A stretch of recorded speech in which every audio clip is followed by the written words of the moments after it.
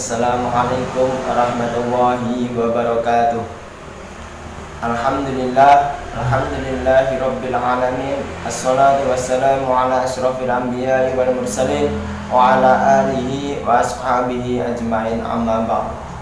Qala Rasulullah sallallahu alaihi wasallam, idza mata ibnu adama in qata'a amaluhu illa min thalasin, shadaqatin jariyatin aw ilmin yuntafa'u bihi aw waladin shalihin yad'u lahu. Wa qala fi mahfudat tabassumuka fi wajhi hakika sadaqah. Wa qala fi mahfudat aidan man arafa buddas safari ista'adda. Anak-anak yang dirahmati oleh Allah, pertama-tama marilah kita panjatkan puja dan puji syukur kita kehadirat Allah Subhanahu wa taala yang telah memberikan banyak nikmat kepada kita sehingga kita bisa menikmati indahnya bulan suci Ramadan sampai saat ini. Salawat serta salam marilah kita sanjungkan kepada Nabi agung kita, Nabi akhir zaman, Nabi yang kita tunggu syafaatnya di hari akhir nanti, Nabi Muhammad sallallahu alaihi wasallam yang kita tunggu syafaatnya di hari akhir nanti. Anak-anak yang dirahmati oleh Allah, kita hidup di dunia ini hanyalah sementara. Semuanya tak ada yang abadi. Semuanya hanyalah titipan dari Allah Subhanahu wa taala. Harta, benda, jabatan, tahta, semuanya hanyalah titipan dari Allah Subhanahu wa taala. Hidup di dunia ini hanyalah sementara, tak ada yang abadi, semuanya hanyalah fana. Di sebuah lagu disebutkan hidup di dunia ini hanyalah sementara, semuanya tak ada yang abadi, semuanya hanyalah fana. Berarti tidak ada yang kita sombongkan, tak ada yang kita berhak untuk berlaku sombong di dunia ini. Karena mengapa? Karena semuanya hanyalah titipan. Jabatan kita, harta kita, tahta kita, semuanya hanyalah titipan dari Allah Subhanahu wa taala. Ibarat orang Jawa bilang, kita di dunia ini hanyalah mampir ngombe, hanya sekedar mampir untuk minum. Maka dari itu di dunia ini tidak ada yang semuanya hanyalah fana. Anak-anak yang dirahmati oleh Allah, maka dari itu marilah kita memperbanyak amalan di dunia ini, memperbanyak ibadah di dunia ini, sehingga nanti di hari akhir nanti kita bisa bersama-sama dengan Rasulullah SAW di surganya nanti. Dan ada 3 amalan yang tidak akan terputus walaupun kita sudah meninggal dunia. Apa saja disebutkan di dalam hadis, qala Rasulullah sallallahu alaihi wasallam, idza mata ibnu adama in qata'a amaluhu illa min thalasin, shadaqatin jariyatin aw ilmin yuntafa'u bihi aw waladin shalihin yad'u lahu.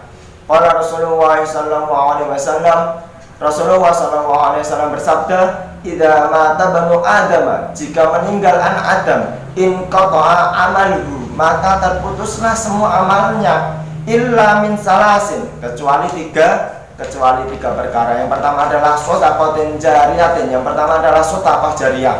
Yang kedua adalah au ilmin yuntafa'u bihi, atau ilmu yang bermanfaat. Dan yang ketiga adalah awaladin sholihin yad'u lahu, atau anak soleh yang mendoakan kedua orang tuanya. Anak-anak yang dirahmati oleh Allah, yang pertama adalah sedekah. Sedekah banyak sekali caranya, bisa dengan harta kita yang terutama, bisa dengan tenaga kita, dan yang terakhir adalah dengan senyum kita.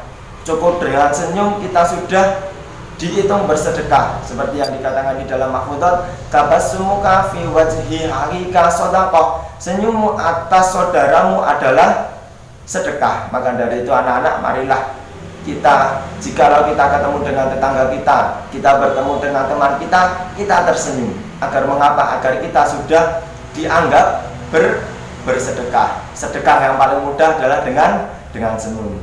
Dan amal yang kedua adalah au ilmin yuntafa'u bihi, atau ilmu yang bermanfaat. Bagaimana kita bisa mengamalkan ilmu? Terutama jikalau kita mau mengamalkan ilmu, tentu kita harus belajar terlebih dahulu. Maka dari itu anak-anak, marilah kita beristihad, kita bersemangat untuk belajar. Walaupun belajarnya masih daring, kita harus semangat.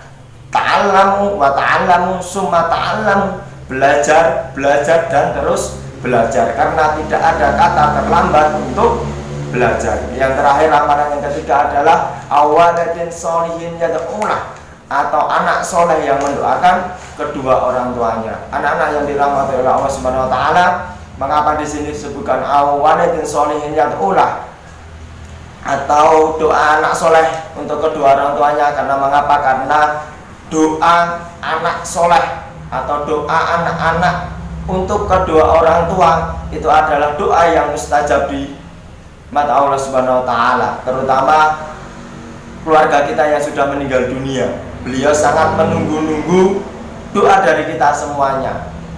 Di syair disebutkan, saben malam Jumat ahli kubur mulih nang omah kanggo njaluk donga wacan Quran najan sak kalimat, lamun ora dikirimi banjur balik mbrebes mili, balik nang kuburan mangku tangan tetangisan. Ini di sebuah syair disebutkan, saben malam Jumat, setiap malam Jumat ahli kubur mulih nang omah, ahli kubur pulang ke rumah kanggo njaluk donga wacan Quran najan sak kalimat, untuk meminta doa kepada kita semuanya walaupun satu kalimat.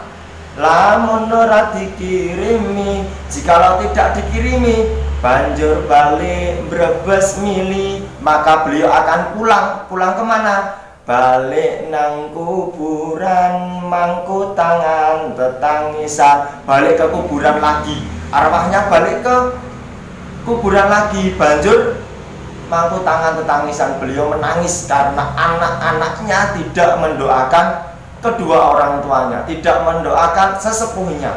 Maka dari itu anak-anak, marilah di setiap sholat fardu kita, sholat subuh, zuhur, asar, maghrib, isya, kita sisihkan tangan kita untuk menghadap kepada Allah, untuk mendoakan kedua orang tua kita. Minimal kita berdoa untuk kedua orang tua kita, Rabbighfirli wali walidayya warhamhuma kama rabbana shighara. Terutama itu, marilah di setiap doa, di setiap sholat kita sisihkan doa itu untuk kedua orang tua kita, sehingga orang tua kita mendapatkan amal jariah dari apa yang kita kerjakan di dunia ini.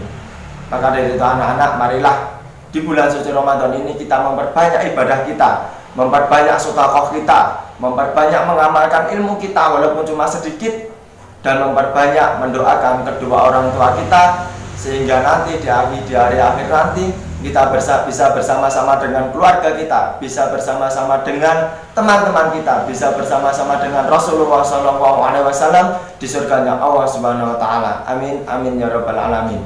Mungkin cukup sekian yang bisa Pak Wahab sampaikan. Kurang lebihnya Pak Wahab mohon maaf. Banyak berkata pasti banyak salahnya. Maka dari itu Pak Wahab meminta maaf yang sebesar-besarnya. Jika ada benarnya itu datangnya dari Allah Subhanahu wa taala, dan jika ada salahnya itu datangnya dari Pak Wahab pribadi. Akhirul kalam, al-afwu minkum. Assalamualaikum warahmatullahi wabarakatuh.